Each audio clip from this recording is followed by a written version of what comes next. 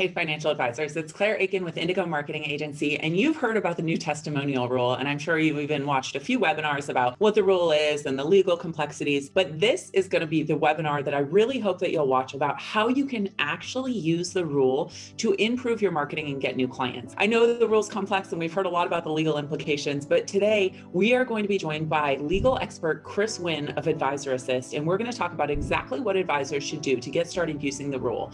I'll tell you the 3 types of testimonials that you need in your marketing, and we'll give you real life examples of good and bad reviews so that you know what to look for. And I'll give you our exact step-by-step process of how we get amazing reviews for our advisor clients and exactly the verbiage and the steps that we use to make that happen.